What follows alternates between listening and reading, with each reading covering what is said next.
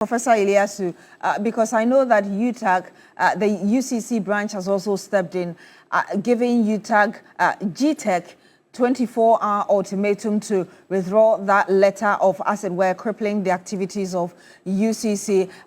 I mean, Mr. Hasimam is just talking about the options that are available to you. Are you able to tell us more about this action and whether or not, even since you issued your ultimatum, you've heard anything from GTEC? Yeah, so thank you. Good evening to your listeners and viewers.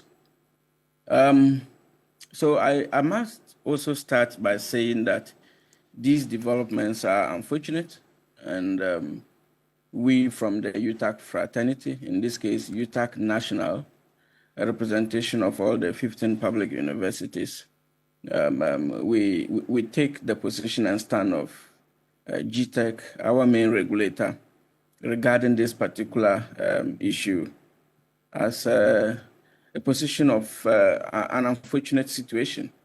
And we really, as a body, are not happy about the way, this whole approach is being carried out. And so to start with, that is how we describe it. Now, if you look at the regulatory powers like you've read out earlier, of course, as a sector regulator, oftentimes both in terms of leadership, governance, in terms of financial and accreditation related, and as well as emolument, it comes directly under the purview of GTEC. And so with that as an oversight function, being managed by university councils as well as university management, we never really expected that such a disagreement and more or less like leadership and institutional conflict will result to the level of GTEC giving out this overarching type of a punishment. I call it overarching type of punishment in the sense that issues of salaries has nothing to do with who is the leader of the University of Cape Coast. Issues of book and research, which is a retroactive benefit that we are supposed to benefit as researchers and lecturers, has nothing to do with who leads the university or who is part of the university council. In issues related to accreditation of a university, not just a lower rank university. University of Cape Coast is one of our best.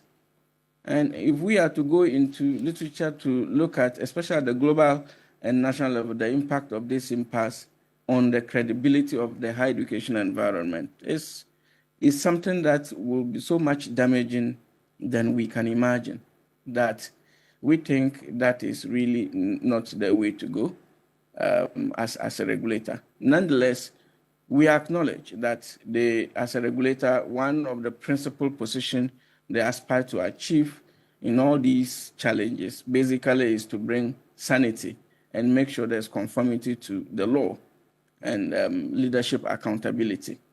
And so in doing so, it shouldn't come from the point that the laborer, the chief security officer, the university driver, who really has no idea as to what the problem is all about, should not suffer for such a leadership contest and gap. And that is where we are coming in from. Even though we've started as national, we've started engagement with GTEC.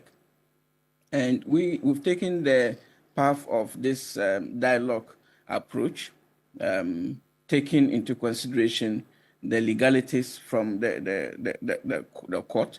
The Vice Chancellor is our member. The acting, the Pro-Vice Chancellor is our member. So every other leadership stakeholder within the university are members. And so we, at the end of the day, are looking towards getting to a point where we really are not interested in knowing who is right, who is wrong, but to make sure that all staff of the University of Cape Coast welfare conditions are not varied negatively against them. That is where we are coming to as a group. And so with the engagement we've started with GTEC, we want to actually give that window before this issue of utilizing the normal language and rhetorics of what a union does. And because we think that if we pass through such a process, it allows us an opportunity to resolve it without us coming into